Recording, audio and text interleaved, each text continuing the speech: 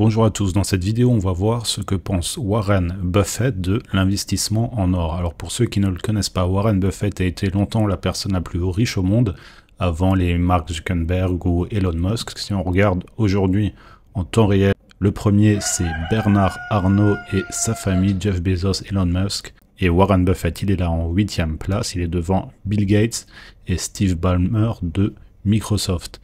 Il est dirigeant de la société Berkshire Hathaway, qui est une société d'investissement basée aux États-Unis. Allez, tout de suite, son avis sur l'or. J'ai déjà utilisé cette illustration, mais si vous prenez tout l'or du monde, attendez, ne vous réjouissez pas trop vite, et que vous le mettez dans un cube, il mesurera environ 20 mètres de côté. Cela représenterait 165 000 ou 170 000 tonnes métriques. Si vous possédiez tout l'or du monde, vous auriez un cube de 20 ou 21 mètres de côté.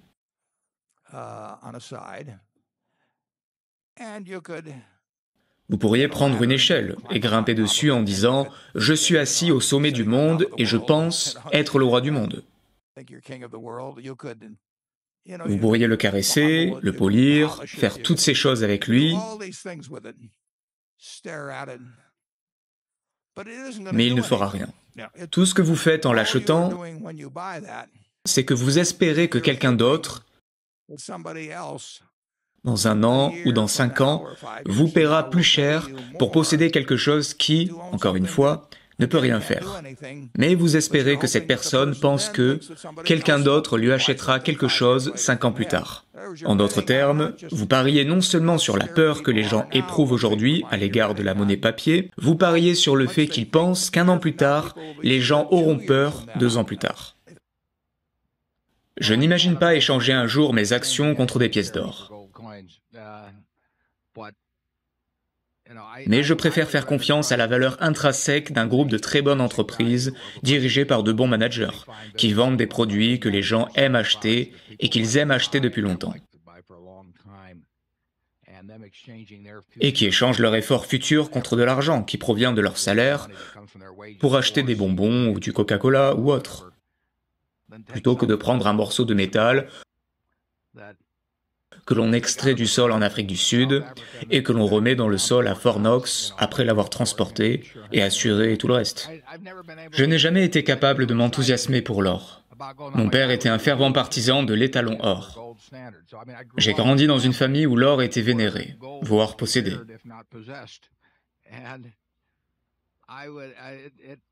Je lui ai donné toute sa chance. Mais je n'ai jamais compris quelle était la valeur intrinsèque de l'or.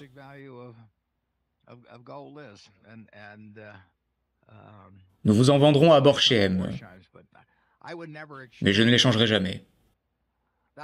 L'idée d'échanger un actif productif contre un actif non productif me serait tout à fait étrangère. Warren a raison de dire que les taux d'intérêt sont très importants pour déterminer la valeur des actions en général. Je pense qu'il a également raison lorsqu'il dit que l'or est très peu important. Un actionnaire vous a posé une question sur l'or au cours du week-end, et votre réponse a été très intéressante. Berkshire contre l'or. Voulez-vous nous parler de l'évolution de la situation au fil des ans? Oui, mais nous pouvons aller plus loin. Mais il est certain que lorsque nous avons repris Berkshire, l'action Berkshire se vendait à 15 $ et l'once d'or à 20 $. Aujourd'hui, l'or est à 1600 et Berkshire à 120 000. Mais on peut prendre un exemple plus large. Si vous achetez une once d'or aujourd'hui et que vous la conservez pendant 100 ans, vous pouvez aller la voir tous les jours, lui parler, la caresser. Dans 100 ans, vous aurez toujours cette once d'or, et elle n'aura rien fait pour vous entre-temps. Si vous achetez 100 hectares de terres agricoles, elles vous rapporteront de l'argent chaque année. Vous pouvez utiliser cet argent pour acheter d'autres terres agricoles.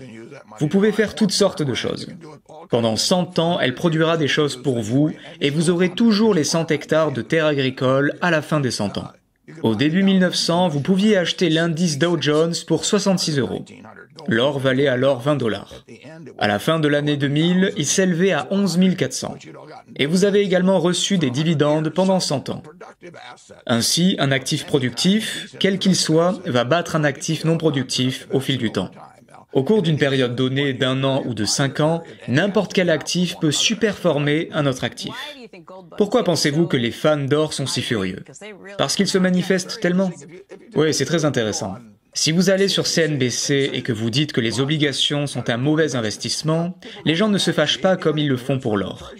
Vous n'entendez même pas parler du trésor public. Vous pouvez dénigrer presque n'importe quel investissement, et les gens seront peut-être un peu irrités. Mais lorsque vous parlez de l'or, et bien sûr, cela en dit long sur les motivations des propriétaires d'or. Ils veulent que les gens soient d'accord avec eux. Ils veulent que tout le monde ait tellement peur et qu'ils se réfugient dans une grotte avec de l'or. Les grottes pourraient être un meilleur investissement que l'or. Au moins, on ne produit pas sans cesse de nouvelles grottes. Ils veulent donc que les gens aient aussi peur qu'eux, car c'est ce qui provoquera une hausse des prix. Soit disant passant, ils ont le droit d'avoir peur de la monnaie papier. Je veux dire qu'ils ont un principe de base, à savoir que la valeur de la monnaie fiduciaire dans le monde va diminuer au fil du temps, ce qui est tout à fait correct. Donc vous n'êtes pas d'accord avec cette théorie d'investissement. C'est en s'éloignant de ce principe, et ils devraient s'en éloigner, qu'ils commettent à mon avis une erreur. Mais ils partent d'un principe de base correct. Pensez-vous que l'or puisse être considéré comme une alternative d'investissement viable aux monnaies fiduciaires? Nous ne sommes pas très enthousiastes à l'égard de l'or. Historiquement, les gens ont toujours pensé que l'or était le premier refuge contre une monnaie qui allait perdre de sa valeur. Mais il en va de même pour un baril de pétrole, un hectare de terrain, un morceau de Coca-Cola ou des bonbons See's Candy. Si le dollar perd 50% de sa valeur, nous vendrons les bonbons See's Candy 2 fois plus cher qu'aujourd'hui.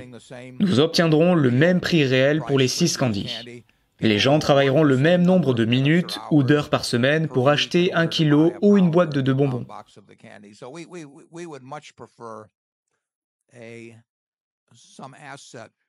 Nous préférerions donc de loin un actif qui sera utile, que la monnaie vaille ce qu'elle vaut aujourd'hui, ou 10% de ce qu'elle vaut aujourd'hui, ou que les gens utilisent des coquillages pour faire des affaires.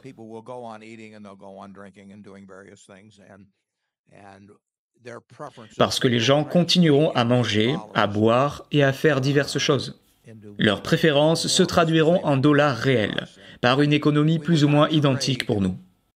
Nous n'échangerions pas la propriété de ces actifs contre un morceau de métal jaune, qui a très peu d'utilité réelle, sauf pour les personnes qui cherchent à fuir le dollar et qui, à notre avis, n'ont pas vraiment réfléchi aux conséquences d'une fuite là où elles ne devraient pas fuir. Charlie? Si vous avez les possibilités de Berkshire Hathaway, l'or est un investissement stupide. Mon père était un grand amateur d'or. Alors je me suis mis à la table et je l'ai écouté. Mes 2 sœurs sont également présentes. Elles en témoigneront. Nous étions assis autour de la table pour écouter les vertus de l'or. Et c'était en 1940. L'or coûtait alors 35 $ l'once. Nous avions des frais de stockage et d'assurance. Nous voici 65 ans plus tard, avec les guerres mondiales, les bombes nucléaires, toutes sortes de choses.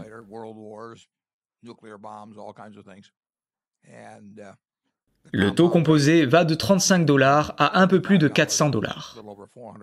Moins les frais n'est pas quelque chose qui me fait saliver. L'or serait loin sur ma liste comme réserve de valeur. Je veux dire que je préférerais de loin posséder 100 hectares de terre dans le Nebraska